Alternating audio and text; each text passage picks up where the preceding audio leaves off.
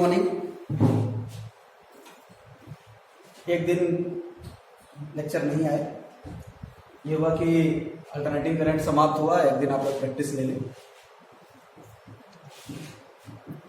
Physics आधी समाप्त हो चुकी है और ये कहना भी गलत होगा कि कम ज्यादा पढ़े, मतलब जितना हम पढ़ चुके हैं उतना ही और पढ़ना है। फर्क ये है कि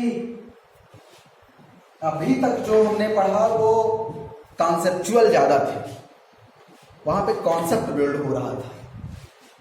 अब फिजिक्स के इस पार्ट में कॉन्सेप्ट्स बहुत ज्यादा नहीं होंगे, बहुत लिमिटेड कॉन्सेप्ट्स होंगे, पर वैराइटीज बहुत मिलने वाली है। इसलिए अब और ज्यादा प्रैक्टिस की जरूरत है। फिजिक्स के इस पार्ट में आपको और ज्यादा कंसंट्रेशन होकर बैठना है, चीजों को समझना है। एनालाइजिंग पार्ट ज्यादा है क्योंकि ऑप्टिक्स की शुरुआत हम करेंगे। अब ऑप्टिक्स पढ़ने वाले हैं। एक चैप्टर जो एक यूनिट अकेले है, इलेक्ट्रोमैग्नेटिक वेव, केवल थ्योरी पार्ट से। कंपटीशन में कभी एक आध क्वेश्चन आ गया तो आ गया, तो जब हम लोग क्लास में मिलेंगे तब वो ज्यादा अच्छे से समझ में आएगा। इलेक्ट्रोमैग्नेटिक वेव का जो स्पेक्ट्रम है, इलेक्ट्रोमैग्नेटिक स्पेक्ट्रम जो होता है, उसका एक रीजन जिसे हम विजुअल रीजन कहते हैं,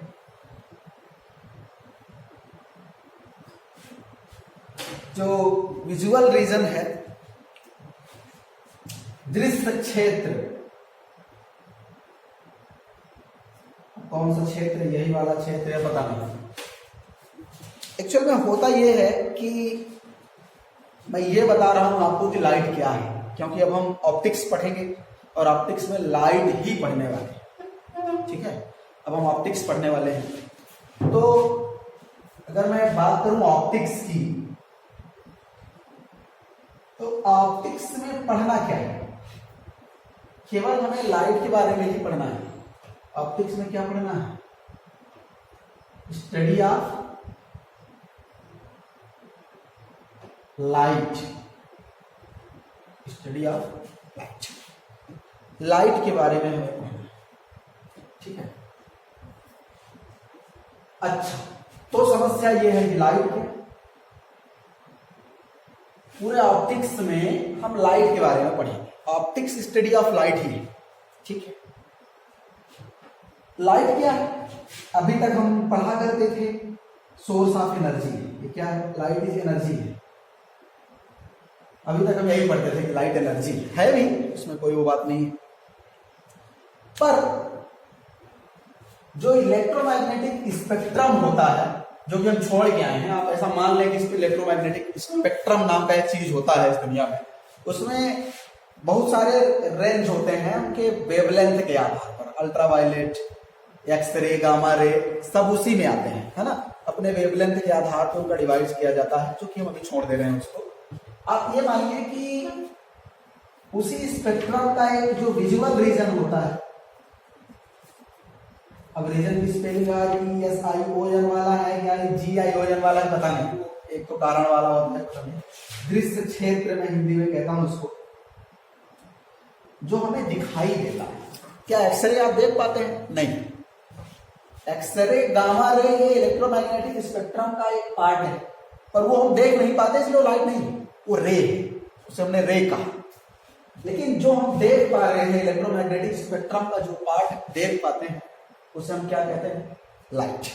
ठीक है, विजुअल रीजन पे जो भी इलेक्ट्रोमैग्नेटिक स्पेक्ट्रम है, इलेक्ट्रोमैग्नेटिक स्पेक्ट्रम, या कि इलेक्ट्रोमैग्नेटिक रेज ऑफ वेवलेंथ, जिनकी वेवलेंथ 4000 एंगस्ट्रॉम से लेके 8000 एंगस्ट्रॉम तक है। ठीक है, उसको हम लाइट कहेंगे। लाइट क्या है? इलेक्ट्रोमैग्नेटिक रेज का एक पार्ट है, इलेक्ट्रोमैग्नेटिक स्पेक्ट्रम का एक हिस्सा है, जिनका वेवलेंथ इनके बीच है। अगर लाइट है तो उसका वेवलेंथ इस अंतराल में है। ठीक है, 4000 सबसे कम जो रेड के लिए है, और 8,000 सबसे ज्यादा जो वायलेट। ठीक है, तो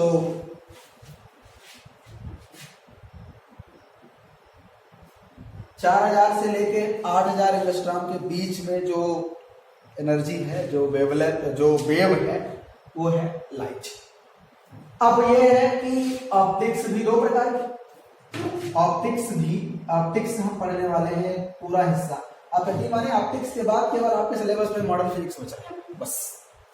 जिस दिन हम ऑप्टिक्स से खत्म कर लेंगे उस दिन केवल मॉडर्न फिजिक्स और 4-5 लेक्चर का सेमीकंडक्टर, 10 लेक्चर का मैक्सिमम। तो अब मेन पार्ट यही है अपने पास, ऑप्टिक्स ही है जो कुछ भी है मॉडर्न फिजिक्स 10 दिन या 15 दिन आराम से। तो आप ये मान के चलिए कि लगभग मैं पूरा ऑप्टिक्स 1 महीने के आसपास लूंगा, ज्यादा से ज्यादा मोटा हिसाब। और इसके बाद 10 दिन न्यूक्लियर, 10 से 12-15 दिन न्यूक्लियर, और वही 10-12 दिन के आसपास ये मान लीजिए कि सेमीकंडक्टर। मतलब मोटा हिसाब 2 महीने के आसपास में हम सिलेबस अपने हाथ में खत्म करेंगे। मोटा हिसाब 2 महीने, इससे पहले ही हो जाएगा अगर हम कंटिन्यू स्टडी बनाए रहे। तो 1 महीने ऑप्टिक्स के लिए और मॉडर्न प्लस सेमीकंडक्टर के लिए 1 महीने और। तो 2 महीने, मतलब आज लगभग 27-28 तारीख हो गई है, 27 तारीख, तो 2 महीने और मान लीजिए 27 जून के आसपास। वही 20 जून का जो टारगेट था वही बीच में थोड़ा डिस्टर्ब हुआ, नहीं तो हो ही जाता। कोशिश करेंगे हो जाए, देखिए क्या होता है। हाँ, ज्यादा फिर लेक्चर ज्यादा देर तक शूट करके और क्या कैसे जो भी होगा देखेंगे उसको। तो ऑप्टिक्स 2 प्रकार की, ऑप्टिक्स में हमें 2 पढ़ना है। एक चीज पढ़ना है रे ऑप्टिक्स, इसको ज्योमेट्रिकल ऑप्टिक्स भी कहते हैं। इसको ज्योमेट्रिकल ऑप्टिक्स भी कहते हैं। नॉर्मली रिफ्लेक्शन का फार्मूला और रिफ्रैक्शन का फार्मूला यहाँ पे हमको देखना है। टोटल रिफ्लेक्शन और रिफ्रैक्शन के बारे में ही पढ़ना है यहाँ, इसके अलावा यहाँ कोई पार्ट नहीं। और दूसरा आता है वेव ऑप्टिक्स। यहां हमें Young double slit, interference, diffraction, polarisation, बहुत तरह तरह के नए नए वर्ड्स मिलेंगे आपको। अब दोनों में अंतर है, दोनों स्टडी ऑफ लाइट। अंतर ये है कि यहां लाइट जिस वस्तु पे आके टकराएगी उस वस्तु की साइज इनके वेवलेंथ से बहुत बड़ी होगी। ठीक है, इतना अंतर है। यहां पे हम जो पढ़ेंगे तो लाइट आके जिन वस्तुओं से टकराएगी उन वस्तुओं की साइज इनके वेवलेंथ से बहुत बड़ी होगी, और यहां पे उन वस्तुओं की साइज आसपास होगी। मतलब यहां पे हम एक पतले छिद्र से, आप लोग खूब जानते हैं एकदम स्लिट, जिसे स्लिट, ये देखो कितना छोटा सा है। हाँ, यहां से लाइट गुजारेगी, यहां से, तो मतलब क्या साइज है आप जानते हैं, सब नॉर्मल साइज। देखिए मतलब मैक्सिमम इस होल की जो साइज होगी वो 8,000 एंगस्ट्रॉम। एंगस्ट्रॉम का मतलब 10⁻⁻10। एंगस्ट्रॉम का मतलब भाई 11 में पढ़ के आए, 10⁻⁻, हो सकते हैं कितने मीटर, कितने सेंटीमीटर, कितने मिलीमीटर, कितने माइक्रोमीटर के आसपास ही, मतलब माइक्रोमीटर है ये। तो 8 माइक्रोमीटर की साइज का ये छेद होगा जो सबसे बड़ा होगा, और 4 माइक्रोमीटर सबसे छोटा होगा। तो यहां से लाइट गुजरेगी, है ना। खैर, इन छिद्रों के बारे में हम बाद में पढ़ेंगे, फिलहाल बड़ी वस्तुओं के बारे में पढ़ेंगे। लगभग 20 लेक्चर के आसपास का ये टॉपिक आएगा। कम समय में समझने का प्रयास करेंगे, संभव हुआ तो पूरा रे ऑप्टिक्स। पर ये भी ये आप लिखेंगे अपने कॉपी में, लिखेंगे ऑप्टिक्स 2 प्रकार की होगी, रे ऑप्टिक्स और वेव ऑप्टिक्स। रे ऑप्टिक्स में हम पढ़ेंगे कि जब लाइट आके उन वस्तुओं पर गिरे जिनका साइज वेवलेंथ से काफी बड़ा, और यहाँ पे जो वस्तुओं की साइज होगी वो आसपास होगी, उन्हीं से मैच करके थोड़ा बहुत बड़ा हो जाएगा, चलेगा, है ना। अब 8 माइक्रोमीटर है, 15 माइक्रोमीटर ले लो, 10 माइक्रोमीटर ले लो, चलेगा। पर ये नहीं कि मिलीमीटर ले लो। यहाँ क्या रिफ्लेक्शन, माइक्रोमीटर का मतलब क्या, कम, पेन की नोक से भी कम, है ना। तो वहां क्या है रिफ्लेक्शन, रिफ्लेक्शन और रिफ्लेक्शन के लिए तो भाई थोड़ा बहुत तो जगह चाहिए ना, मिलीमीटर सेंटीमीटर में, तो इसलिए यहाँ पे वस्तुओं की साइज बहुत बड़ी होती है। ठीक है, ये हम थोड़ा थोड़ा परिचय ले रहे हैं लाइट का, और हमें पढ़ना क्या है ये मैं फील दिलाने का प्रयास कर रहा हूँ। नॉर्मली मिरर और लेंस पे पूरा खेल होगा यहाँ पे ऑप्टिक्स में, तो पूरा 15-18 दिन 20 दिन जो भी चलेगा, लेंस मिरर क्या क्या पढ़ना है हमारे हिसाब से। जो बोर्ड के चैप्टर डिवाइड थे, 11 चैप्टर हम पढ़ चुके हैं अल्टरनेटिव करंट के साथ, ये 11वां चैप्टर था जो मैंने डिवाइड किया था उस हिसाब से। 12वां चैप्टर इलेक्ट्रोमैग्नेटिक वेव था जो छोड़ के आ रहे हैं। 13वां चैप्टर रिफ्लेक्शन का है, यहां हम मिरर के बारे में पूरा चीज पढ़ेंगे। ठीक है, 14वां चैप्टर लेंस के लिए आएगा, पूरा लेंस के लिए पढ़ेंगे। 15वां चैप्टर प्रिज्म के लिए आएगा, पूरा प्रिज्म पढ़ेंगे। 16वां चैप्टर माइक्रोस्कोप टेलीस्कोप आएगा। ठीक है, सूक्ष्मदर्शी दूरदर्शी वाला पूरा चैप्टर, इसे कहते हैं इंस्ट्रूमेंट। ठीक है,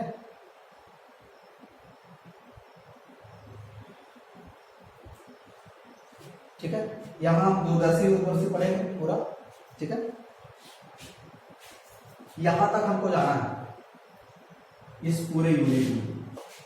ये पूरा आएगा रे ऑप्टिक्स। ठीक है, और वेव ऑप्टिक्स में एक ही चैप्टर है, तो 17वां चैप्टर आएगा वो वेव ऑप्टिक्स। 17वां चैप्टर आएगा वो वेव ऑप्टिक्स का आएगा। मैक्सिमम 10 दिन, कम भी मतलब 7-8 दिन 5 दिन 6 दिन जो भी रहेगा। ठीक है, इसके बाद मॉडर्न फिजिक्स शुरू होगी। 18वां चैप्टर, 19वां चैप्टर और 20वां चैप्टर, 3 चैप्टर मॉडर्न फिजिक्स के लिए होगा। और 21वां चैप्टर सेमीकंडक्टर डिवाइस का होगा, और 22वां चैप्टर कम्युनिकेशन। 22वां चैप्टर कम्युनिकेशन का होगा, ये सेमीकंडक्टर ऑसिलेटर के बारे में यही पढ़ेंगे। डायोड वायोड, हाँ, गेट, पूरा चीज सेमीकंडक्टर। ठीक है, कम्युनिकेशन थ्योरी बेस्ड है, मुश्किल से 1-2 दिन में हम मिटाएंगे इसको। ठीक है, तब तक में शायद हम, अगर लॉकडाउन खत्म हो गया तो क्लास में मिलने लगे। ठीक है, तो उम्मीद है कि इस लॉकडाउन में हम वेव ऑप्टिक्स तक तो कवर कर ही लेंगे, क्योंकि 1 महीने तो अभी चलना ही है। क्लासेस 10 जून का ऑर्डर आया है कि 10 जून के पहले क्लासेस नहीं चले, तो 10 जून तक में तो हम उम्मीद है कि यहाँ ये भी निपटा लेंगे, पूरा न्यूक्लियर तक खत्म होगी। ठीक है, ये पूरा हिस्सा है जो चलेगा। एसी खत्म हो चुका है, एसी का है। ठीक है, ये इसको बेटा, ये तो छोड़ दिया। यहाँ 13, 14, 15, 16, 17 ये पूरा चैप्टर जो आएगा ये अलग यूनिट है। ठीक है, बोर्ड के हिसाब से भी ये बहुत स्कोरिंग पार्ट है, बहुत स्कोरिंग पार्ट। 3 नंबर का क्वेश्चन यहाँ से आएगा, 4 नंबर का क्वेश्चन यहाँ से आएगा, 4 नंबर का क्वेश्चन यहाँ से आएगा, 4 नंबर का क्वेश्चन यहाँ से आएगा, 4 नंबर का क्वेश्चन यहाँ से आएगा, बोर्ड के हिसाब से। ठीक है, 4, 4, 8, 4, 12, 4, 16, 3, 19, लगभग 5 ऑब्जेक्टिव। 23-24 नंबर का ये पूरा बोर्ड के हिसाब से नहीं, मतलब जो पास होने के हिसाब से बोर्ड देखा है, पूरा वेव ऑप्टिक्स, रे ऑप्टिक्स और वेव ऑप्टिक्स देख के जाइए, पूरा आपसे बनेगा। ठीक है, कठिन भी नहीं, समझने की बातें। चलिए शुरू करते हैं।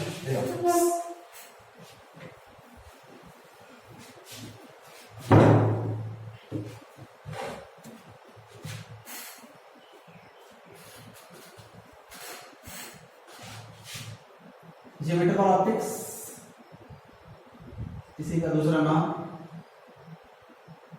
ज्योमेट्रिकल इसलिए क्योंकि ज्योमेट्री मतलब ऑब्जेक्ट की साइज बहुत बड़ी होगी, है ना। और ज्योमेट्रिकल इसलिए नहीं कि ज्योमेट्री का खेल है, आप एंगल के बारे में भली भांति जान ही रहे हैं अगर ज्योमेट्रिकल ऑप्टिक्स देखते हैं, है ना। अल्टरनेट एंगल क्या है, वर्टिकली अपोजिट एंगल क्या है ना। वहां 45 तो वहां कितना, मतलब जो भी खेल हम 9th 10th में ज्योमेट्री में करके आए हैं वो सारा जरूरत यहाँ पे पढ़ने वाला है। ठीक है, सिमिलरिटी क्या है, समरूपता, है ना, उसका भी कॉन्सेप्ट लगेगा। 2 एलिमेंट बराबर है तो 2 ट्रायंगल को कैसे हम सिमिलर करते हैं, वो सारी चीजें हम प्रूव भी करेंगे इन सब चीजों को। तो पूरा ज्योमेट्री का पार्ट है, इसलिए ज्योमेट्रिकल ऑप्टिक्स नाम है। सबसे पहले हम रिफ्लेक्शन का फिनोमेना देखते हैं जो आप जानते हैं। रिफ्लेक्शन। क्या है रिफ्लेक्शन? लाइट आई, किसी सरफेस पे टकराई और लौट गई दूसरे मीडियम में, नहीं उसी मीडियम में, ठीक है। लाइट आई, सरफेस पे टकराई और जिस मीडियम से आई थी उसी मीडियम में चली गई, ठीक है। तो कहते हैं बाउंसिंग बैक, आप डेफिनेशन लिखेंगे, bouncing back of light in same medium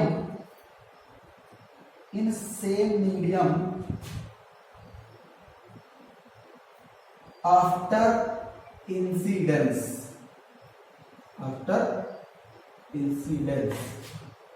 on any surface. किसी सरफेस पे इंसिडेंस होने के बाद उसी मीडियम में, bouncing back of light in same medium, ठीक है, is called as reflection.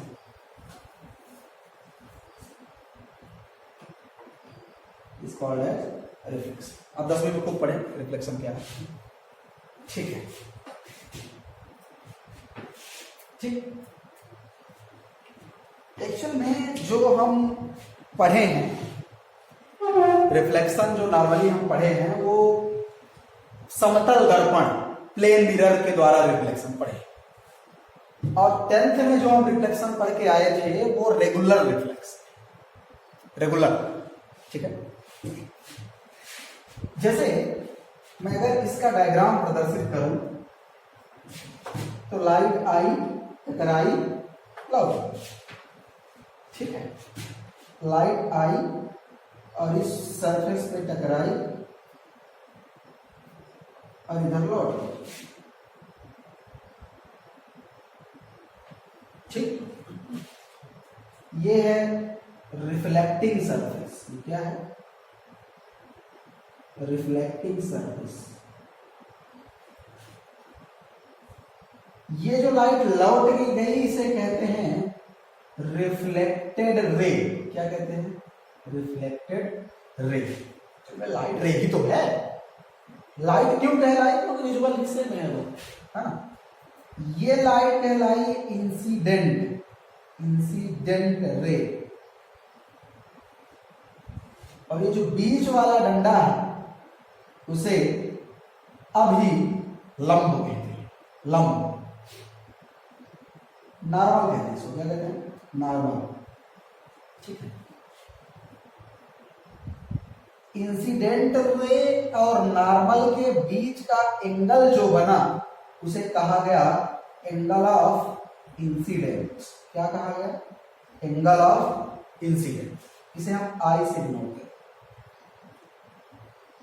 Normal और रिफ्लेक्टेड रे के बीच में जो बना उसे कहेंगे एंगल ऑफ रिफ्लेक्शन। क्या कहेंगे? Angle of reflection. इसे हम स्मॉल आर से। ये सब आप बकायदे हेडिंग डाल के अपने कॉपी में लिखो, ठीक है। हेडिंग डाल के इंसिडेंट रे हेडिंग डालोगे, फिर लिखोगे उसमें कि जो रे इंसिडेंट होती है उसे इंसिडेंट रे कहते हैं, जो रे रिफ्लेक्ट होती है उसे रिफ्लेक्टेड रे कहते हैं, और रिफ्लेक्टेड रे और इंसिडेंट रे के बीच में एक नॉर्मल खींच दिया जाता है, ठीक है। फिर नॉर्मल और इंसिडेंट रे के बीच जो एंगल बनता है उसे एंगल ऑफ इंसिडेंट कहते हैं, और नॉर्मल और रिफ्लेक्टेड रे के बीच जो एंगल बनता है उसे एंगल ऑफ रिफ्लेक्शन, ठीक है। ठीक, लिख लीजिए बेटा, इसको लिख लीजिए, मैं बिठाता हूँ उसको।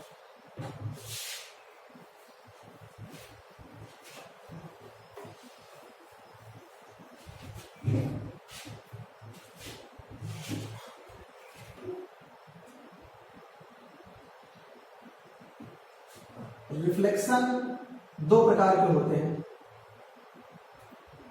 एक होता है रेगुलर, एक होता है इरेगुलर, ठीक है। हिंदी में कहते हैं नियमित और अनियमित। नियमित और अनियमित, बोर्ड के हिसाब से अच्छा टॉपिक। नियमित और अनियमित परिवर्तन में अंतर बताइए, टेंथ में भी था। देखिए यहां क्या होता है, reflection is due to plane surface, ठीक है। रिफ्लेक्शन क्या होते हैं, किसके कारण होते हैं? प्लेन सरफेस के। ठीक है, इसकी जो विशेषता है, ये सबसे पहली विशेषता क्या है? रिफ्लेक्शन किसके कारण? Plane surface. इसकी विशेषता क्या है? रिफ्लेक्शन इज ड्यू टू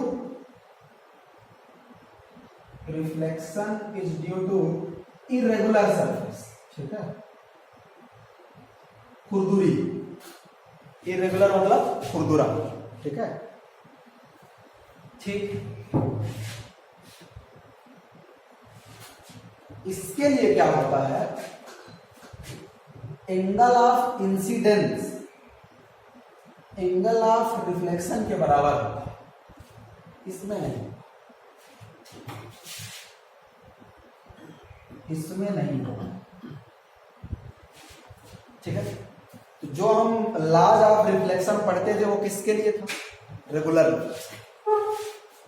ठीक है, अगर रेगुलर रिफ्लेक्शन के इरेगुलर रिफ्लेक्शन के लिए भी ये सही होता तो जब कांच फूट जाता तो मुंह कहीं और दिखता और आधा मुंह कहीं और ना दिखता है ना। उसी का कमाल है, पैरेलल रेज ही नहीं जा पा रही है ना। इसको हम दूसरी भाषा में क्या कहते हैं? Reflected rays are parallel.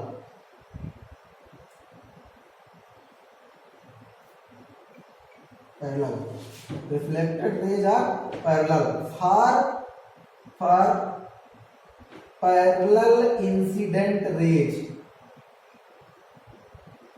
मतलब अगर इंसिडेंट होने वाली रेज पैरेलल है एक दूसरे के, 4-5 रे आ रही हैं, ठीक है, तो जो रिफ्लेक्टेड होंगी वो भी एक दूसरे के पैरेलल होंगी। और यहां ऐसा होना जरूरी नहीं है, बल्कि नहीं ही होता। सभी रेज पैरेलल हो ऐसा जरूरी नहीं है, एक आध दो हो सकती है, दो केस, बल्कि ऑल लिख देते हैं। All reflected rays are parallel incident. यहां क्या लिखेंगे? All reflected rays need not to be parallel. सभी रिफ्लेक्टेड रेजों का पैरेलल होना आवश्यक नहीं है। For parallel incident rays 3 number का ही क्वेश्चन बनना है और 3 अंतर आपके सामने है। बढ़िया, ठीक है। और एक पॉइंट में मैं चित्र बना के प्रदर्शित कर देता हूं। ये है रेगुलर सरफेस, जो कि खुरदुरी बिल्कुल भी नहीं।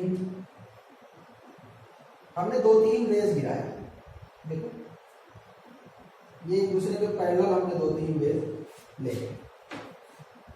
तो ये जब रिफ्लेक्ट होंगी तो वो भी एक दूसरे के पैरेलल ही होंगे।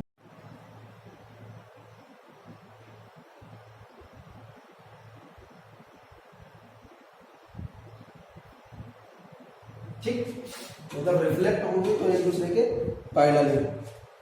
ठीक है, और यहां पे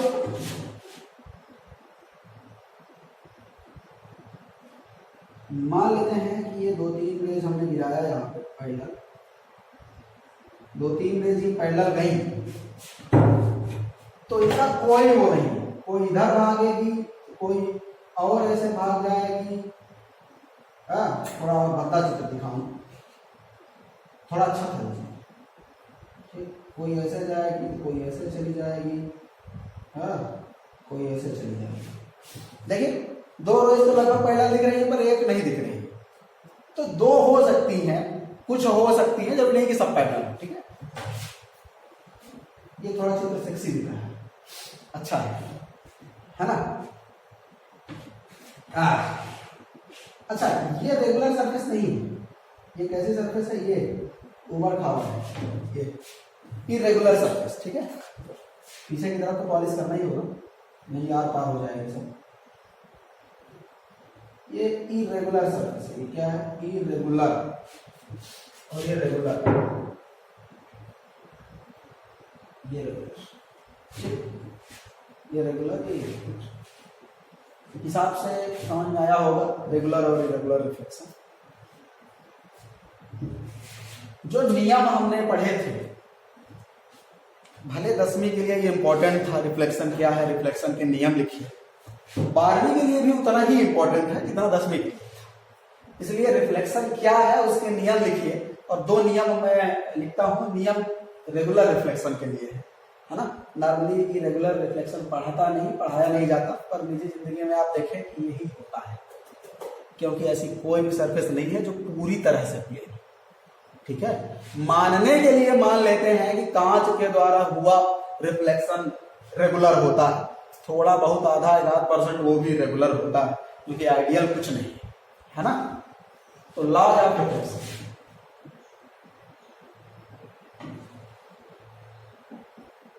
लॉज ऑफ रिफ्लेक्शन, और रिफ्लेक्शन में कौन सा वाला? रेगुलर। ठीक है, लॉज ऑफ पहला तो वही आई बराबर होगा किसके? आर। एंगल ऑफ इंसिडेंस बराबर होगा एंगल ऑफ रिफ्लेक्शन। और दूसरा इंसिडेंट रे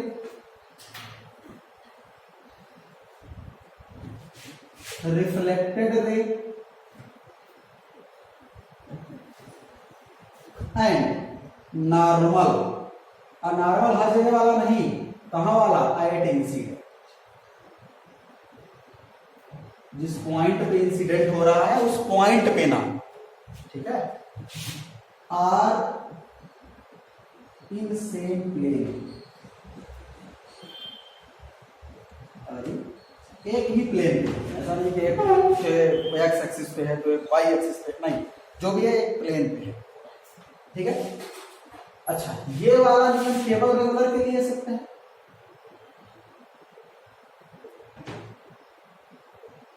अब ये दोनों के लिए सकते हैं।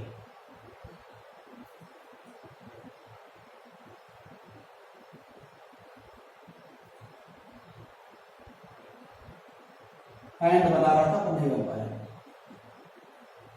एंड इरेगुलर, रेगुलर और इरेगुलर दोनों के लिए सकते हैं। ठीक है, ये चीजें ध्यान रखें, थ्योरी के क्वेश्चन बन सकते हैं यहाँ से, इसलिए मैं इतनी गहराई से दे रहा हूँ कि कौन सा रेगुलर के लिए सकते हैं, कौन सा दोनों के लिए सकते हैं। ठीक है, समझ गए बात? ये टोटल नोट कीजिए अच्छे से, अच्छी नोट्स बननी चाहिए बोर्ड के हिसाब से भी, है ना। नॉर्मली आप यूट्यूब पे लेक्चर देखेंगे, आपका रेगुलर इरेगुलर बेहतर नहीं मिलेगा, तो इसलिए ये चीज़ें भी हमें कवर करनी है, डेरिवेशंस भी हमें कवर करना है, सब कुछ कवर करना है। इसलिए अपने लेक्चर्स देखते रहें और फैलाएं, लोगों से बताया करें। कुछ दिन बाद एक ऐप लॉन्च करेंगे, उसमें वीडियो लेक्चर डाला करेंगे, फिर फ्री में नहीं देंगे, फिर पैसा लेंगे आप लोगों से, फिर आप लोग दुखी हो जाओगे। कोई बात नहीं, खुश कर लेंगे।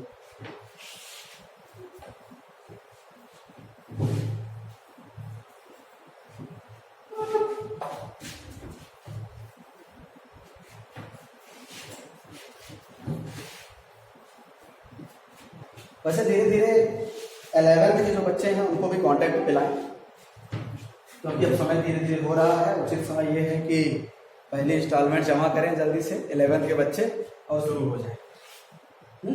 उनके लिए फ्री में लेक्चर्स नहीं उपलब्ध कराएंगे, क्योंकि 12th का जो लेक्चर है ये मान के कि जो अपने पुराने बच्चे हैं वो पैसा दे देंगे, इसलिए उनका कवर कराया जा रहा है। उम्मीद है आप लोग पैसा दे देंगे।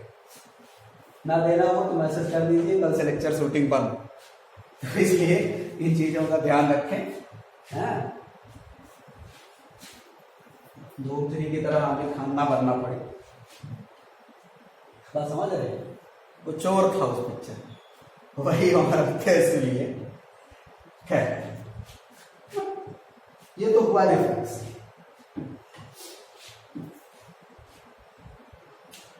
रिफ्लेक्शन के कारण ही हम चीजों को देख पाते हैं।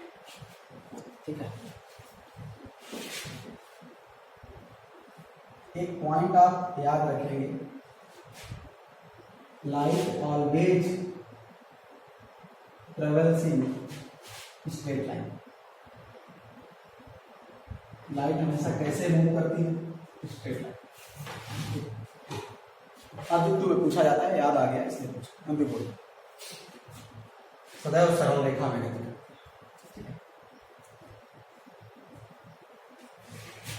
तो जो आप लोग हमें दिखते हैं, मतलब मैं आप लोगों को दिखता हूं यूट्यूब पे, तो होता यह है कि जो लाइट आके यूट्यूब पे हमारे फोटो पे टकराती है आपके मोबाइल पे, और वही टकरा के रिफ्लेक्ट होके आपकी आंखों तक पहुंचती है, तब ये हमारा सुंदर सा चेहरा आपको दिखता है ना।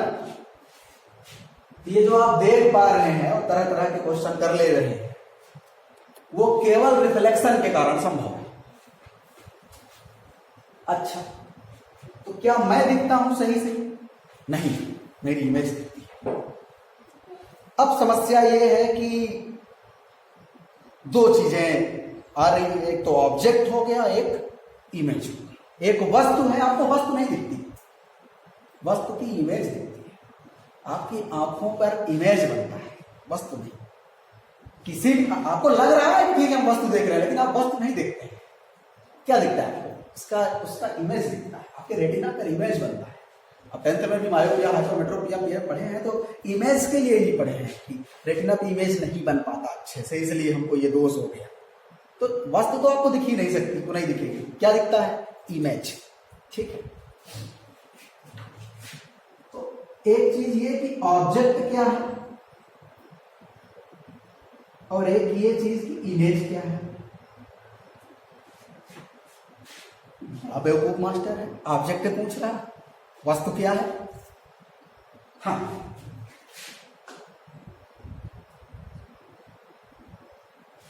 इंसिडेंट रेज जहां पे आके टकराएंगे,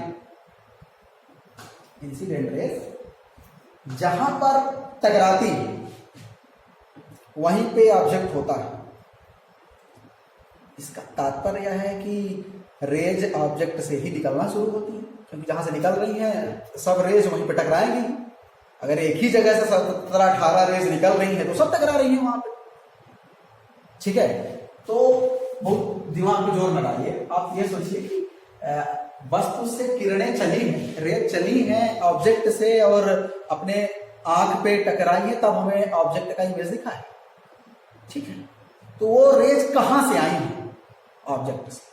तो जहां से आई है वहां तो इंटरसेक्ट करेंगी ना। कौन सी रेज? Incident raise. अपने पास कौन सी रेज आती है? Reflected raise. रेज आ रही है, कहीं टकरा के ना लौटेगी, तो जहां ये इंसिडेंट करेंगी और फिर लौट के हमारी आंख पे पहुंचेगी, तो ये वस्तु दिखेगी हमको। बस समझ रहे हैं? कहां से आ रही है? सूरज से आ रही है, चंद्रमा से आ रही है, कहां मतलब से आके कहां टकराई? जिस वस्तु को हम देखना चाहते हैं उस वस्तु पे टकराई। तो जहां पे ये टकराई, कौन सी? इंसिडेंट वाली, वो वस्तु हो गई, और जहां पे ये वाली टकराई वो इमेज हो गई। दोनों में इतना अंतर है। Intersection point of incident raise is object, intersection point of reflected raise is image. याद रखिएगा। नहीं समझ में आया कोई बात नहीं, याद रखिए हमारे जैसे। तो क्या लिखें? ऑब्जेक्ट क्या है? Intersection point. क्या है? इंटरसेक्शन पॉइंट ऑफ, मैं पॉइंट ऑब्जेक्ट के परिप्रेक्ष्य में बात कर रहा हूं, क्योंकि बहुत बड़ी वस्तु है, बहुत ज्यादा रेज है, तो फिर उस हिसाब से बात हो जाएगी। Intersection point of incident raise, intersection point of incident raise. और ये क्या है? Intersection point of reflected raise, intersection point of reflected raise. ठीक है, इमेज क्या है? Intersection point of reflected raise. परावर्तित किरणों का प्रतिच्छेद बिंदु प्रतिबिंब और आपतित किरणों का प्रतिच्छेद बिंदु वस्तु, ऐसा हम लोग याद किए थे। मतलब मैं तो हिंदी वाला आदमी हूं। अच्छा, तो इमेज भी दो प्रकार। ठीक है,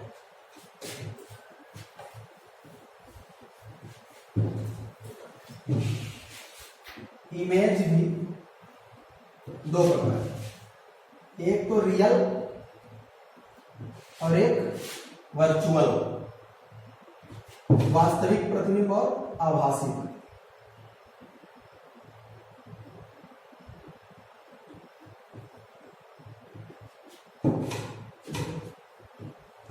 ये कहां बनता है? जहां पर सही सही वस्तुएं टकराती, सॉरी किरणें टकराती हैं, ठीक है, और यहां सही सही नहीं टकराती। ऐसा लगता है कि ऐसे पीछे बढ़ाएंगे तो काट देंगे, ठीक है, सही सही नहीं टकराती, लगता बस है कि अगर ऐसे होगा तो काट देंगे, है ना, आभास होता है, सही सही नहीं होता। ये सही सही टकराती है ना। एक्चुअल इंटरसेक्शन या कैसे लिखें? Reflected raise intersects actually. इसमें सही सही टकराती है, इसमें रिफ्लेक्टेड रेज सीम्स प्रतीत होती है टू बी इंटरसेक्ट। यहां जो रिफ्लेक्टेड रेज है वो प्रतीत होती है कि टकराएंगे पर टकराती नहीं है, ठीक है, ये सही से टकरा जाता है। दूसरा चीज, इसकी जो विशेषता है वो एक बहुत बड़ी विशेषता है कि हमेशा बड़ा बनेगा, ये हमेशा वस्तु से कितना बड़ा बनेगा, ठीक है। इट ऑलवेज लार्जर देन, थोड़ा नहीं बहुत बड़ा। रियल इमेज अगर बनेगा, जैसे रात को जब अपनी इमेज बनती है तो 300-400 मीटर की इमेज बन जाती है, वो रियल बनती है, और जो मिरर में देखते हैं ना वो सब वर्चुअल है ना, तो कितनी बड़ी बनती है, अपने से बहुत छोटी बनती है वर्चुअल वाली तो, है ना, लेकिन रियल इमेज जब बनती है तो बहुत बड़ी बनती है, ठीक है, सही सही लाइट टकराने से, ठीक। ये क्या है? ये जरूरी नहीं, हम यहाँ ऑलवेज का प्रयोग कर लिए हैं कि हमेशा बड़ा बनेगा, लेकिन यहाँ हमेशा नहीं, है ना, ये बड़ी भी हो सकती है, छोटी भी हो सकती है, मे बी लार्जर और स्मॉलर देन ऑब्जेक्ट। एक्चुअल में जैसे रेगुलर और इरेगुलर रिफ्लेक्शन का अंतर बोर्ड के हिसाब से बहुत इंपॉर्टेंट था, वैसे रियल और वर्चुअल इमेज में अंतर भी बहुत इंपॉर्टेंट है बोर्ड के हिसाब से, ठीक है। और हमारा परम कर्तव्य है कि आपको बोर्ड में भी 70 में 70 मिले, जिसकी संभावनाएं बहुत ज्यादा है, समझ रहे हैं। तीसरा चीज, इसे हम पर्दे पर प्राप्त कर सकते हैं, स्क्रीन पे इसको देखा जा सकता है, इसको स्क्रीन पे देखा नहीं जा सकता। स्क्रीन लाओगे तो कहीं और बनने लगेगा, सामने कुछ लाओगे तो कहीं और बनने लगेगा, और इस पे स्क्रीन लगाओगे तो बनेगा, वहीं पे बनेगा, हाँ, स्क्रीन इसको हटाने से। It can be obtained on screen, पर्दा वो कर्टेन वाला पर्दा ना कर देना, हाँ, स्क्रीन। और ये जो है it can not be obtained on screen, ठीक, जो CR स्क्रीन, पता नहीं स्क्रीन से स्क्रीन, ठीक है। 3 ही नंबर का क्वेश्चन बन रहा है इस चैप्टर से, रिफ्लेक्शन वाले से, इसलिए मैं बार बार 3 नंबर के 3 पॉइंट दे रहा हूँ, है ना। तो 3 नंबर की और ये बढ़िया टॉपिक, वर्चुअल इमेज और रियल इमेज में अंतर आपको लिखने के लिए आते हैं, आपको लिखना होगा, ठीक है। अच्छा, ठीक है भाई, बढ़िया नोट्स बनाते चलिए, क्योंकि लोग तरह सता रहा है कि हम बोर्ड में फेल ना हो जाए, अकेले ये यूनिट आपको पास करा देंगे, और बाकी तो पीछे पड़ गए क्या है, 4 डेरिवेशन वहां 50 पा जाएंगे, हाँ। मिरर, सब लोग हेडिंग लेंगे, मिरर, दर्पण। मिरर क्या है? मिरर एक ऐसी युक्ति डिवाइस, ठीक है। मिरर एक डिवाइस है, मशीन नहीं है, ट्रांसफार्मर मशीन था, मिरर डिवाइस है, ठीक है। मिरर एक ऐसी डिवाइस है जिससे हम इमेज प्राप्त करते हैं। ठीक है, मिरर किस लिए यूज किया जाता है? इमेज को। It is a device, it is a device which can form image, which can form image। भैया इमेज बना। तो मिरर में भी सबसे पहले हम क्या पढ़ेंगे? Plane mirror. क्या पढ़ेंगे? प्लेन मिरर, समतल दर्पण।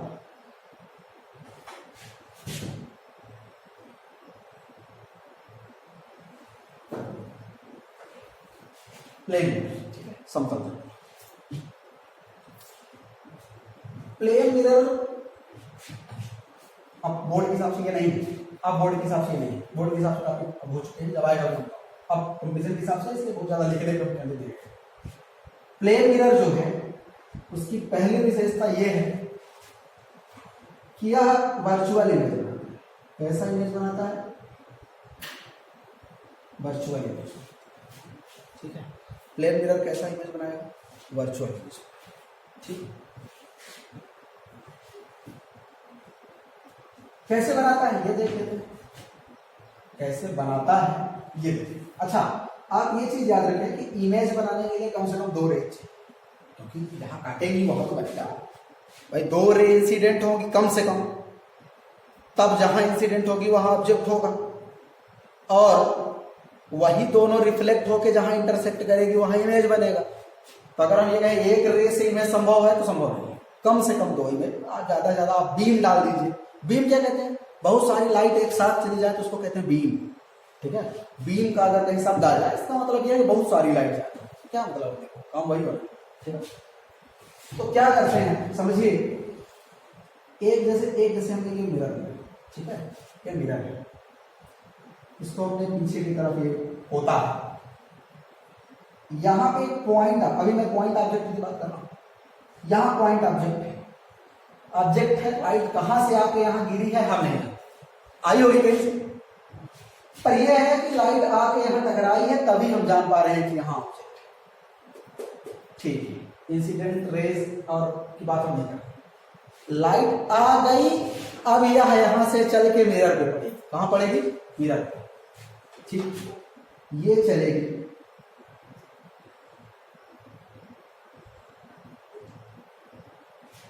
ठीक,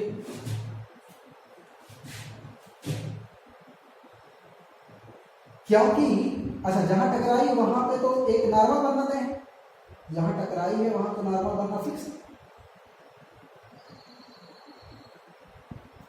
ठीक, और उसी एंगल से ये लौटेगी, ज्यादा एंगल लौटा जाए क्या? हाँ, ये ऐसे। ठीक है, हमने क्या कहा? एक रे से तो रिफ्लेक्शन होना नहीं, एक रे हमने ऐसा लिया, हमने भेजा। अच्छा, मैं कहता हूं एक रे और गई, वो ऐसे है। ठीक है, एक रे और, जरूरी नहीं ऐसे जाए, अब दूसरी रे भी वैसे ही दे, रिजल्ट वही आएगा तो इसका है, सबका वही है। इसका यहां पे नार्मल बनेगा, ध्यान से देख करिए, और जितने एंगल से वो इंसिडेंट हुई है उसी एंगल से वो रिफ्लेक्ट हो जाएगा। ये बात समझ में आ रही है कि ऑब्जेक्ट था यहां ओ। ठीक है, ऑब्जेक्ट से एक रे इधर गई, दर्पण पे टकराई, और उसी, क्योंकि दर्पण एक रेगुलर सरफेस है ना, प्लेन मिरर, तो रेगुलर रिफ्लेक्शन होना था, जिस एंगल पे गई है उसी एंगल में लौट। एक और रे, हमारी श्रद्धा थी कि हम ऐसा भेजें, आप कहीं भी भेजिए रिजल्ट वही। अच्छा, हमारी आंखें देख रही हैं कि ये क्या काम हो रहा है, क्या रिफ्लेक्टेड रे जिंदगी में टकरा पाएंगे? नहीं, मतलब क्या इसका इमेज नहीं बनेगा? बनेगा। तो आंखें क्या सोचेंगी? उसको सही सही टकराते हो देखते, आंखें बहुत होशियार है, जो अच्छा लगता है उसी को देखते हैं। सही सही तो टकराएंगे नहीं, आंखें यहां पे आंखें हैं इतनी बड़ी शंकर जी वाली, उनको तो टकराते कहीं दिख नहीं रहा दूर दूर से, पर वो सोचेंगे, क्या सोचेंगे? कि कहीं तो टकरा रही होगी, कहीं तो टकरा रही होगी।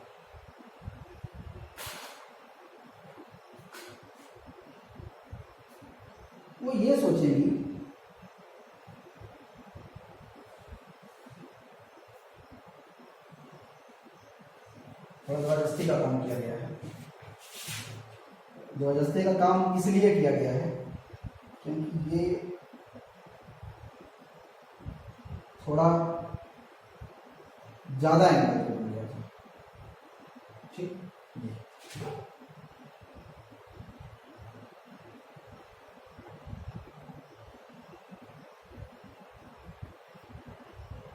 ये देखिए, ठीक,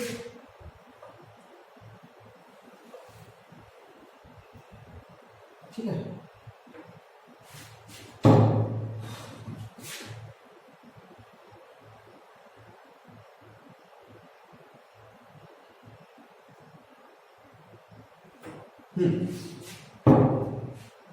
आंखों को लग रहा है कि अगर इन रेज को पीछे की तरफ बढ़ा दिया जाए तो ये काट देगी यहां।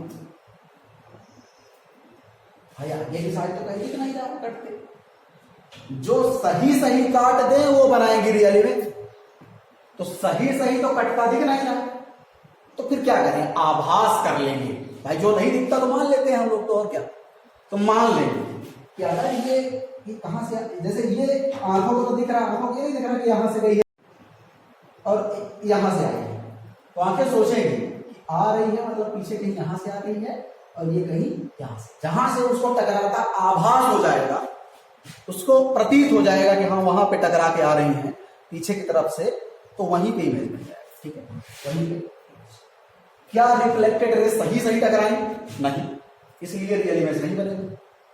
ऐसा हमें आभास हो रहा है कि टकराएंगे, बनेगा। और जितना लंबाई ये है, अगर यल ये है तो यल ये फिक्स है, दिख नहीं रहा है तो क्या होगा, फिक्स है।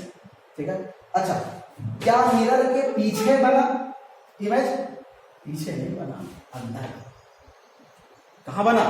अंदर, इनसाइड। पीछे का मतलब दीवार में, इनसाइड जहां टंगा है वहां ना पीछे, मतलब तो ये शब्द ना कहें कि पीछे बना, कहां बना? अंदर। ठीक है, तो रियल प्लेन मिरर की क्या विशेषता? वर्चुअल इमेज बनता है, और कहां बनता है? इनसाइड। इनसाइड। ठीक, ये कहां से प्लेन मिरर। ठीक, ठीक है, ये बात समझ में आएगी। अच्छा, आपको ये चीज डाउट लग सकता है कि हमने ऐसा ही किया, तो दूसरा चीज करके दिखाता हूं। इसी चीज को मैं फिर से दिखाऊंगा कि इमेज वहीं बनेगी। देखिए, मैं मान लेता हूं कि मिरर ऐसे है, यहां पे वस्तु थी, ठीक है, यहां पे वस्तु थी, थोड़ा दूर ले लेते हैं, यहां पे वस्तु थी। अब दो रेज आपके मन में बड़ी बड़ी भारी शंका थी, आप कहते थे कि आप एक उधर लिए, आप उधर लिए, चलिए हम दोनों उधर लेके चलते। एक रे यहां पे गिरी, ठीक, इसका नॉर्मल ऐसे बनेगा, और ये ऐसे लौट जाएगा। अगर एंगल कम ज्यादा होगा तो उसका इफेक्ट हमें यहाँ दिखेगा, जैसे थोड़ी कम हो गई है ना, तो हम अब चांदा पटरी लेके नहीं बैठे हैं एकदम, पर आप समझिए कि जितना ये एंगल है उतना ये। इसी ऑब्जेक्ट से एक रे और चले तो हम मान लेते हैं ये, इसका नॉर्मल यहां बनेगा और ये ऐसे जाएगी, कुछ फिर से ज्यादा बन गया लगता है।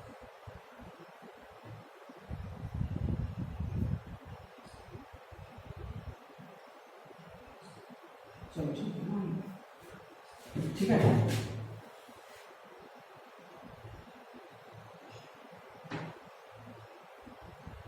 दिख रहा है,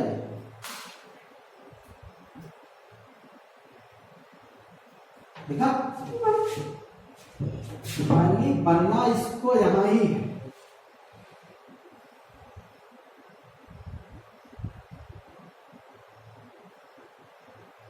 मतलब ये एंगल का थोड़ा डिफेक्ट आ रहा है जरूर।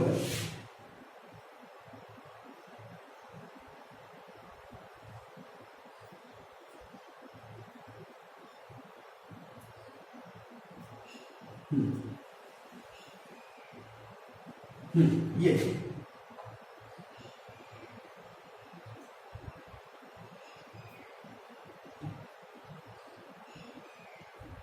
ये यहाँ, ठीक। चाहे जैसे रेज भेजो वो टकराए नहीं वहीं पे जहां उसको टकराना है, ठीक है।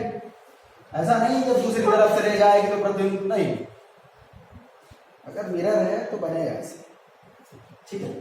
मिरर है तो बनेगा ऐसे। ये चीज समझ में आ रही है कि केवल ये कंडीशन सत्य नहीं है कि एक इधर है उधर, कैसे भी भेजो वो टकराएंगे पीछे जाके उसी पॉइंट पे जहां उसको टकराना है, इमेज वही बनेगी, है ना। वो समझने का ही, ठीक है। ये बात समझ में आती है। ये भी वही लंबाई है, जितनी लेंथ यहां से यहां तक की है उतनी लेंथ यहां से यहां तक की। ये चीज बिल्कुल दर्पण के जितना आगे, दर्पण के जितना सामने वस्तु रखी है, दर्पण के उतना अंदर उसका इमेज, ठीक है। सो देखिए मिरर के जितना सामने वस्तु है, ऑब्जेक्ट रख देता हूं, इंग्लिश वाले हैं, ऑब्जेक्ट रखी होगी उतना ही अंदर इमेज बनेगी, उतना ही अंदर इमेज, ठीक है, ठीक। ये मिरर है, हमने पोता नहीं है इसको, अब पोत देते हैं, ठीक है। ये बात समझ में आई कैसे? आप तो केवल ट्रिक याद रखो कि मिरर पर परपेंडिकुलर डालेंगे, ठीक है। मिरर पे वस्तु से परपेंडिकुलर ड्रा कर दें, जितना दूर है इधर वस्तु उतनी दूर उधर इमेज बना के आंसर लिख देंगे अगर न्यूमेरिकल आया तो। बहुत ज्यादा सोच विचार ये भेजने की जरूरत नहीं है, ठीक है। आपके बोर्ड में आएगा नहीं, कंपटीशन पे आएगा तो बता रहा हूं मैं क्या करना है, मिरर पे क्या कर देना है, परपेंडिकुलर ड्रा कर देना है, ठीक है। मिरर पे परपेंडिकुलर ड्रा कर देना है, कहां से, ऑब्जेक्ट से, बस खत्म। और अगर ज्योमेट्री आपसे आती है तो लगा लूंगा कि उसकी दूरी, भाई दूरी देगा, यहाँ से ये वस्तु है, यहाँ से पूछ लेगा इमेज कहां बनेगा, तो आपको करना क्या है, ट्रिक मिरर से सॉरी ऑब्जेक्ट से मिरर पे परपेंडिकुलर ड्रा करना है और मिरर के पीछे का उतना ही ले जाना है जितना आगे वस्तु है, खत्म, ठीक है। बेटा हाँ फिर ए रे भेज देंगे बाद में, पहले हम इमेज बना लेंगे उसके बाद उसका कटवा देंगे, ज्यादा अच्छा है, ठीक। जैसे मैं कहता हूं कि मिरर यहां है, ऐसे मिरर है, अब वस्तु यहां रखी है, यहां। अब कहते हैं बताइए इसका इमेज, कुछ लोग कहेंगे इमेज नहीं बनेगी, अरे काहे ना बनेगी, काहे ना बनेगी, कोई रे रोक देगा, तो क्या करें, मिरर तो है ही नहीं यहां, तो अपने से मान लेते हैं कि मिरर है, एक्सटेंड करते हैं, ठीक है, और इस पे ड्रा कर देते हैं परपेंडिकुलर चुपचाप, ठीक। ट्रिक ट्रिक ट्रिक बहुत जरूरी है, जुगाड़, हम लोग तो जुगाड़ नहीं सकते हैं, ठीक है। ड्रा कर दिया परपेंडिकुलर, ऐसे सोच के भाई मिरर है यहाँ और परपेंडिकुलर ड्रा करना है, ऐसा तो नहीं कि अब यहाँ से ऐसे करेंगे, तो मिरर ऐसे थोड़ा एक्सटेंड करके अपने से मान के मिरर रहेगा वहीं, खसका नहीं देना है, खींच मिरर तो ऐसे कैसे खिसका दोगे, ठीक है। तो इसको हमने क्या किया, बढ़िया, जितनी दूर पर इधर वस्तु थी उतनी दूर पर हमने वहां इमेज बना, ठीक है। ये यहां तक की दूरी देगा, ये दूरी देगा या कि ये दूरी देगा, कुछ तो देगा, एंगल देगा, सिमेट्री जानते हैं हम, निकाल लेंगे ये दूरी वो दूरी, ठीक है। मान लिया कि वो दे दिया कि बताइए यहां से ये वाली रे जो गई है, ये वाली रे यहाँ पे जो टकराई है उसकी दूरी है 10 सेंटीमीटर की, और ये एंगल है, इसलिए बताओ दिक्कत क्या है। पूछेगा मिरर के कितना अंदर बनेगा, तो कितना अंदर बनेगा, कितना अंदर बनेगा निकाल लेंगे, कॉस, क्योंकि ये वाला अपने को चाहिए, बेस मान लेते हैं ये एक्स है। पहले मैं जो बता रहा था वो बताऊं, न्यूमेरिकल बाद में बताऊंगा, एक तो माठा हुआ जा रहा है एक ही चीज। पहले मैं जो बता रहा हूँ मतलब समय की कमी की तरह ऐसा होता है कि एक बात में क्या करना बता दिया जाए। चलिए पहले समझिए, समय में बाद में आएगा। यहाँ पे मिरर था, यहाँ पे ऑब्जेक्ट थी, ठीक है। हमने पूछा कि बताइए इसका इमेज बनेगा कि नहीं, ऑप्शन में रहेगा इमेज नहीं बनेगा, आप कहोगे हाँ नहीं बनेगा, मिरर नहीं है कहाँ इमेज बनेगा। है भाई मिरर, रे थोड़ी रोक लेगी यार, वो तो जाएगी, जाएगी तो लौटेगी, टकराएगी, इमेज बनेगा, है ना। जरूरी थोड़ी है कि एकदम बल्ब के सामने खड़े हो जाओ तभी बनेगा, तो बनना है, रे जाएगी टकराएगी बनेगा, है ना। तो क्या करना है, ट्रिक क्या कहती है कि आप इसको ऐसे मान लो कि ये है और इस पे डाल दो परपेंडिकुलर, और जितना दूरी ये थी उतनी दूरी पर क्या कर दो, बना दो इमेज। अगर आप ज्योमेट्री का खेल जानते हो तो इमेज की दूरी निकाल लोगे, बढ़िया क्वेश्चन बनता है, एकदम बढ़िया दमदार क्वेश्चन चाहिए बनता है। कहते हैं अरे ऑप्टिक्स कठिन, काहे कठिन है, फील करो, ठीक है। अब हम जानते हैं, अब बना लेंगे, एक किरण यहां गई होगी, दूसरी किरण मान लेते हैं यहां टकराई होगी। अब भाई बनाना है ना, बना, ये भी कंफर्म है कि दोनों यहां से गुजरी होंगी। लो इसको भी आगे तक बढ़िया जाने दो, इसको भी आगे तक बढ़िया जाने दो, क्योंकि ये पीछे आभासी वाली है इसलिए इसको डॉटेड से दर्शा देते हैं।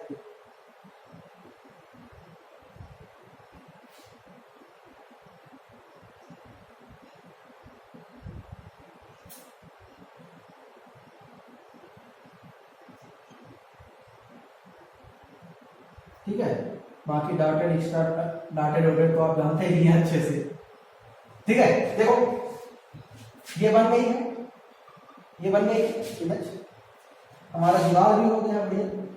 देखो बाद में फिर हम हटा दो इसको, क्या दिक्कत है, हटा दो, सब हटा दो, लो बन गई इमेज, जुगाड़ से काम हो गए।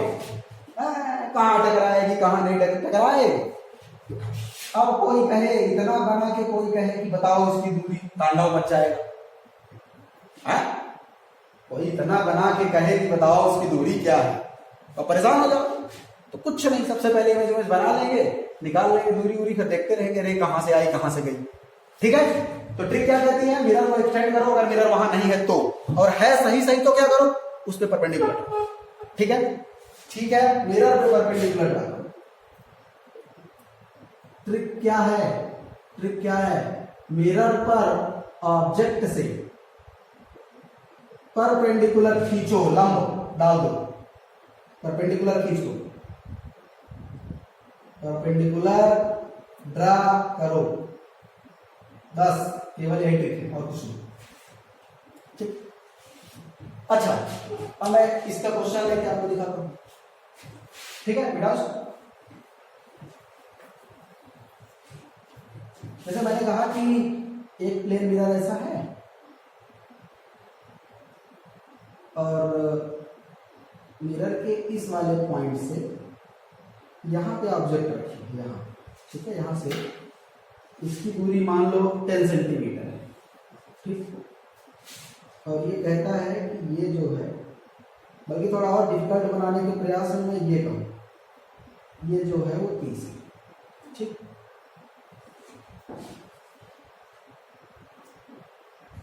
ये वाला जो एंगल है वो कितना है, 30, ये वाला एंगल जो है वो 30 है, ठीक है। इतना बना के छोड़ दिया और कहता है find the distance of image from object, from, एक बढ़िया क्वेश्चन, जेई लेवल का बढ़िया क्वेश्चन, बताइए क्या उत्तर है? नहीं, पहले तो हम इमेज बना लें, चलिए सॉल्व करने की कोशिश करते हैं। आप दोबारा सॉल्व करिएगा, मैं तो चलो। ये मिरर था, ये दूरी अपने को पता थी क्योंकि वो 30 था। अच्छा, क्योंकि मिरर यहाँ पे तो था नहीं इसलिए हमारा जुगाड़ कहता है इसको एक्सटेंड कर लें, और यहां से इतनी दूरी पर ये x मानेंगे तो ये भी कितना हो जाएगा, x, ठीक है। ये हो जाएगा 60 डिग्री, ये दिया है 10, ठीक। कुछ लोग कहेंगे ये वाली दूरी नहीं का जरूरत है ऊपर, cos 60 equal to x upon 10, बोलो ठीक, x upon 10, cos 60 1/2 equal to x upon 10, तो x इक्वल टू 5 आएगा, x इक्वल टू 5 आएगा। यस आ गया आंसर में 5 भी मिलेगा, आंसर में 5 भी मिलेगा, पर डिस्टेंस क्या है 10। अच्छा मिरर के कितना अंदर बनेगी 5, भाई मिरर के कितना अंदर बनी है 5, और वस्तु से कितनी दूर पर बनी है 10, ये चीज ध्यान रखिएगा। डिस्टेंस इनसाइड द मिरर, या कि ऐसा पूछ ले डिस्टेंस फ्रॉम मिरर, बात एक ही है। डिस्टेंस फ्रॉम मिरर ये आया है 5, डिस्टेंस फ्रॉम ऑब्जेक्ट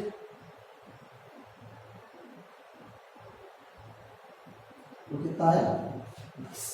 कठिन थोड़ी, इसी तरह सारी पूरी ऑप्टिक्स में ऐसा ही है ना, धीरे धीरे ऐसे फील करते जाइएगा, मजेदार चैप्टर है।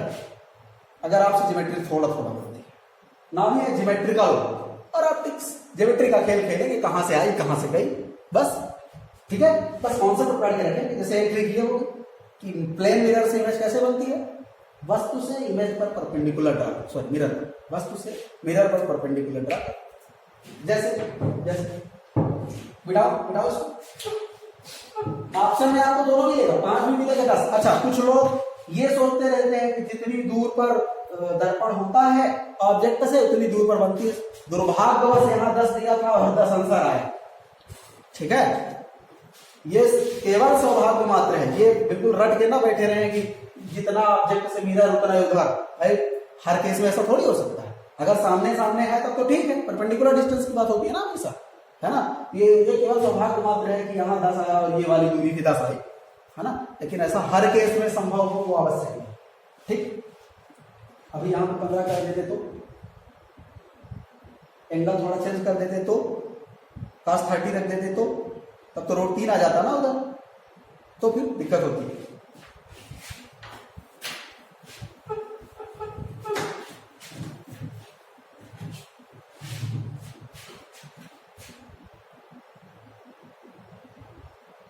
एक वस्तु यहां है, ये मिरर है,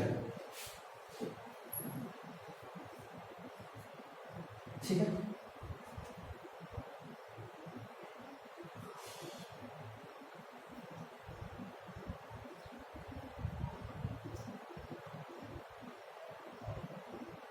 आपको ये दूरी दी है, 2 सेंटीमीटर की दूरी दी है,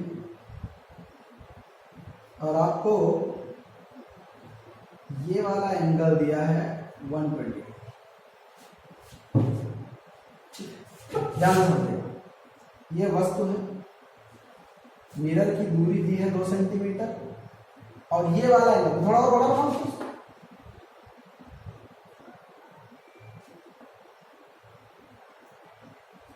ये था मिरर, आपको ये वाली दूरी दी गई है, तो अब मैं थोड़ा बड़ी दूरी लिख देता हूँ, चलो 2 ही रखता हूँ, 2 सेंटीमीटर। आपको ये वाला एंगल दिया है 120 डिग्री, ठीक है। पूछा है फाइंड डिस्टेंस ऑफ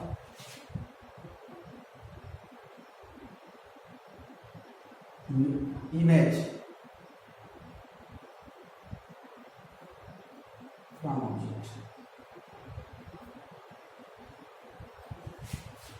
तो क्या 50 सेंटीमीटर कह दें भाई, हम तो यही रखेंगे जितना इधर उतना उधर, पर नहीं, हमने क्या कहा वस्तु से मिरर पे परपेंडिकुलर लाइन पे हो, ठीक है। वस्तु से मिरर की परपेंडिकुलर लाइन, देखिए ये इधर वस्तु है, हमको इस दूरी से बहुत मतलब नहीं, मतलब क्या है इस मिरर के परपेंडिकुलर वाले, ठीक। ये मिरर है, ये मिरर है, ये वस्तु थी, ये 2 था, वो 120 तो ये 60, ठीक है, ठीक। ये 90 तो ये 30, ठीक है। अब चलिए देखिए 90 डिग्री के सामने वाला हाइपोटेनस, ठीक। आपको चाहिए क्या, ये परपेंडिकुलर हो, इस 60 के लिए ये परपेंडिकुलर, इस 30 के लिए ये परपेंडिकुलर। अगर हम 60 डिग्री के हिसाब से करें इसको x मान के, तो क्या cos 60 equal to perpendicular sin 60 equal to x upon 2। अब जिनको यही नहीं समझ में आ रहा है कि राइट एंगल ट्रायंगल कहां बना है, भाई मिरर से परपेंडिकुलर ड्रा किया तो 90 डिग्री बन गया। 90 डिग्री के अलावा दो एक्यूट एंगल, तो एक्यूट एंगल के जस्ट सामने क्या होता है, परपेंडिकुलर। तो हमने 60 के हिसाब से अगर सोचा तो ये परपेंडिकुलर, ये हाइपोटेनस, क्योंकि 90 डिग्री के सामने हाइपोटेनस, तो परपेंडिकुलर और हाइपोटेनस में रिलेशन किसका होगा, साइन का, इस एंगल के हिसाब से। ठीक है, तो यहां से x की वैल्यू कितना आ गई, 2√3/2। भाई 60 की वैल्यू √3/2, 2 कट गया, तो x की वैल्यू आ गई √3। ये x इमेज यहां कहीं बनी होगी, x दूरी पर। और पूछा क्या है, डिस्टेंस फ्रॉम ऑब्जेक्ट कितना, 2√3। डिस्टेंस फ्रॉम ऑब्जेक्ट कितना है, √3 प्लस √3, दैट इज 200। और डिस्टेंस फ्रॉम मिरर 2।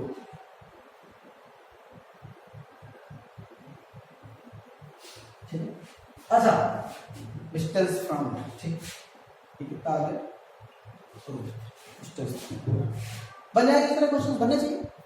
चलिए क्वेश्चन होमवर्क ले लेते हैं।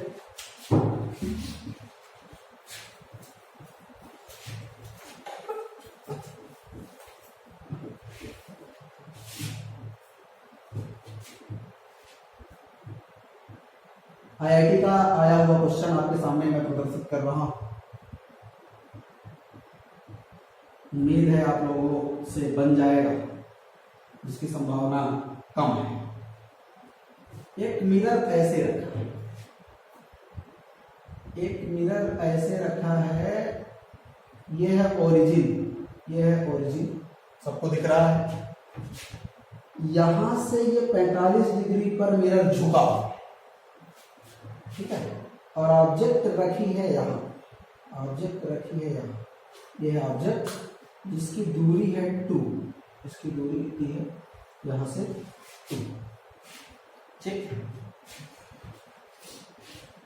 ठीक है, हम आपसे केवल इतना कहते हैं कि find coordinates of image. Coordinate जानते हैं ना, एक्स का वाई के हिसाब से बनाना है ना, और किस कोऑर्डिनेट में बनेगा वो भी आपको बता रहे हैं। कोऑर्डिनेट में बनेगा कि एक्सिस पे बनेगा कि कहां बनेगा वो भी आपको बता रहे हैं। ठीक है, ये सारी चीजें आप सॉल्व करोगे, उसका कोऑर्डिनेट बताओगे। बहुत 100% क्लियर नहीं हूं, पर शायद -2, 0 आए।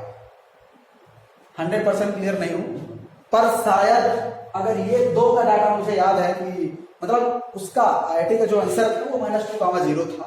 मुझे इस बात पे कंफ्यूजन है कि यहाँ 2 ही था कि नहीं। इस बात को मैं ग्रुप पे मैसेज कर दूंगा कि यहाँ 2 ही था कि नहीं। ठीक है, तो चलिए पहले लेक्चर में कैसे प्लेन मिरर से इमेज बनते हैं वो हमने देखा।